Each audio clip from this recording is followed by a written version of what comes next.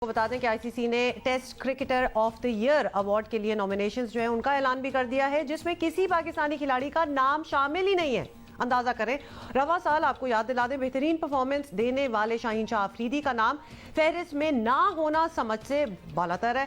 Award के लिए 4 नामजदगियां जो हैं वो सामने आई हैं, जिनमें इंग्लैंड के कप्तान जो रूट, भारत के रविचंद्र अश्विन भी काफी था, न्यूजीलैंड के काइल जेमिसन और श्रीलंका के, ये नाम आपका अगर दिल चाह रहा है तो ले लो।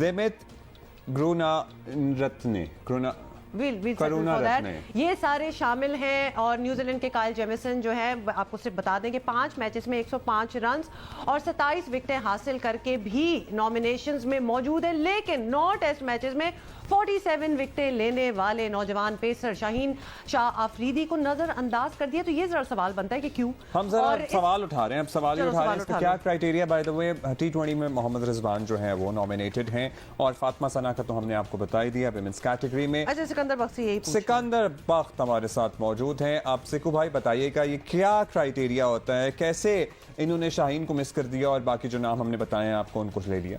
देखिए, आईसीसी के जो पॉइंट सिस्टम है या रैंकिंग का सिस्टम है, उनकी कैलकुलेशंस होती है पॉइंट के हिसाब से। यानी कि अगर आप किस मौके पे आउट करते हैं, किस टीम के खिलाफ आउट करते हैं, होम सीरीज में आउट करते हैं, अवे सीरीज में आउट करते हैं, उसके अलग अलग पॉइंट्स हैं, वो इस हिसाब से देते हैं। तो शाहीन अफरीदी बगैर किसी शक के वो सारे फॉर्मेट खेलता है, हमारी टेस्ट क्रिकेट में भी बहुत अच्छी उसने परफॉर्मेंस दी, तो हो सकता है कि उसके वो पॉइंट्स सिस्टम में वो उसके पॉइंट्स उतने नहीं बने जितने के उसके बनने चाहिए थे, जिसकी वजह से उसका नाम नहीं आया। अच्छा सिकंदर, आपने एक्सप्लेनेशन तो दे दी, लेकिन हमें मज़ा नहीं आया इस एक्सप्लेनेशन का, क्योंकि आईसीसी का ऐसा रवैया पहली बार सामने नहीं आया। अक्सर पाकिस्तान और पाकिस्तानी खिलाड़ियों के साथ हमने देखा है कि डिस्क्रिमिनेशन होती है, तो वहाँ पीसीबी की मजबूत लॉबी ना होने एक वजह है, या फिर कोई और वजह है कि क्या कहा जाए, या फिर बीसीसीआई का असर रसूख बहुत ज्यादा है।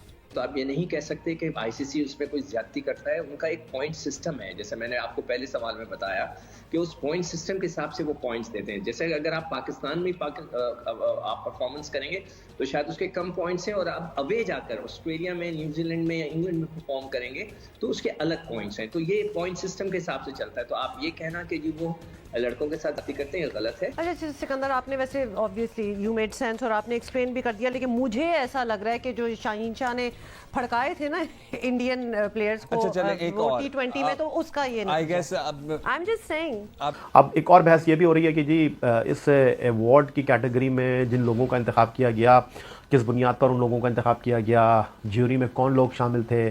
जो खबरें आ रही हैं उसमें बहुत सारे जर्नलिस्ट शामिल थे। उन्होंने कहा कि जनाब अगर इसको अवार्ड मिला है तो इसके हक़ में कितने वोट आए थे, और इसको अवार्ड नहीं मिला तो इसके ख़िलाफ़ कितने वोट आए थे।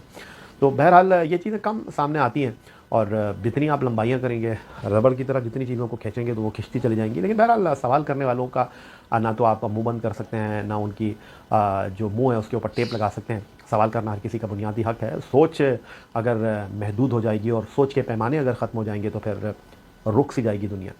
आईसीसी ने मोहम्मद रिजवान समेत 2 पाकिस्तानी प्लेयर्स को बड़े एजाज से महरूम कर दिया है और एक भारतीय ओपनर को तरजीह दी गई है। ऑस्ट्रेलियाई मीडिया विराट कोहली की बैटिंग कारकर्दगी पर तंज कर रहा है और भारतीय इस पर सीख पा हो गए हैं कि ऑस्ट्रेलियाई मीडिया किस अंदाज में भारतीय कप्तान विराट कोहली को तंज का निशाना बना रहा है। उन्हें दिसंबर 2021 के जो बेस्ट परफॉर्मेंस है उसके लिए नामजद नहीं किया गया दिसंबर 2021 का प्लेयर ऑफ द मंथ के लिए, और जिस बैट्समैन को उन पर तरजीह दी गई है वो भारत के ओपनिंग मयंक अग्रवाल हैं, जिनकी कारकर्दगी ये रही कि 2 टेस्ट मैचेस की 4 इनिंग्स में वो 276 रन बना सके, सिर्फ 20 ज़ायद रन बनाए। जबकि इसके मुकाबले में अगर देखा जाए तो मोहम्मद रिजवान ने T20 फॉर्मेट, जो कि तेज़ फॉर्मेट होता है, उसमें रन करना ज़्यादा आसान नहीं होता टेस्ट क्रिकेट के मुकाबले में।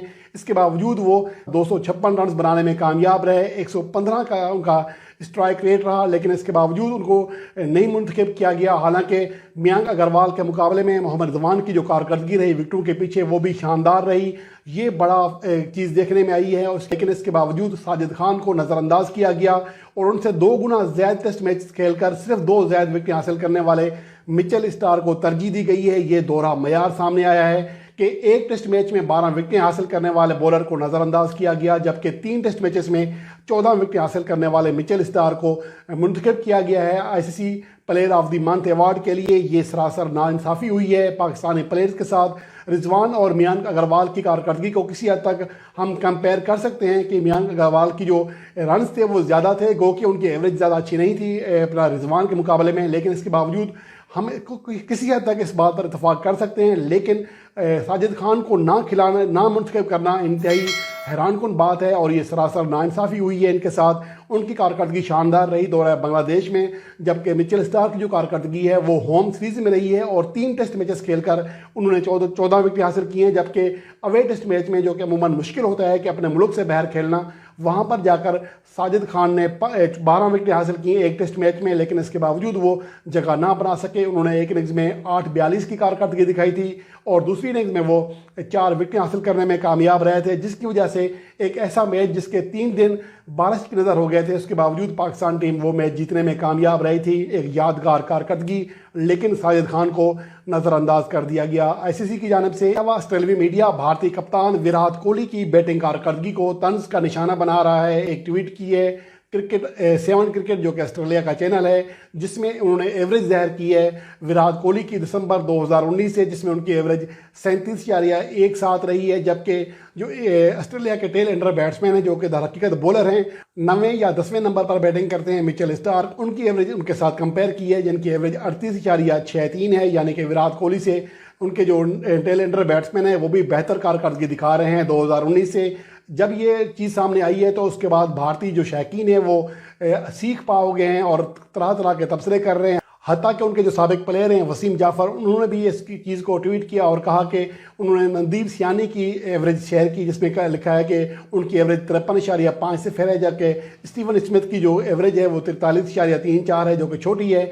यानी उन्होंने जवाब दिया एक तरह से ऑस्ट्रेलियाई चैनल को। लेकिन इसके साथ साथ अब ये बात सामने आ रही है कि जो इनकी कारकर्दगी रही है 2019 से विराट कोहली की टेस्ट फॉर्मेट में, वो इंतहाई मायूस कौन है और उस पर तरह तरह के तबसरे हो रहे हैं। हत्ता कि उनके हवाले से ये बात भी हो रही है कि अगर विराट कोहली शायद टेस्ट स्क्वाड में मज़ीद मौके ना पा सकें या उन्हें आराम दे दिया जाए, क्योंकि वो गुज़िश्ता 2.5 सालों में एक भी सेंचुरी नहीं बना सके और उनकी जो आखिरी सेंचुरी थी वो बांग्लादेश के खिलाफ होम कंडीशन में बनाई थी उन्होंने, उसके बाद से वो कोई सेंचुरी नहीं बना सके और आखिरी जो 25 इनिंग्स हैं उनमें वो यकसर नाकाम रहे हैं। सिर्फ 5 50+ इनिंग्स के लिए उनमें जो सबसे बेस्ट स्कोर है वो 74 रन रहा है। इसके अलावा उनकी जो कारकर्दगी है बहुत ही ख़राब है। उनकी जो एवरेज है वो 26 रन फी इनिंग्स के इर्द गिर्द रही है, जो कि एक टॉप बैट्समैन जो कि एक मौके पर दुनिया का आलमी नंबर 1 बैट्समैन रहा हो, उसके लिए ये एवरेज किसी भी तरह उसके शान नहीं कही जा सकती।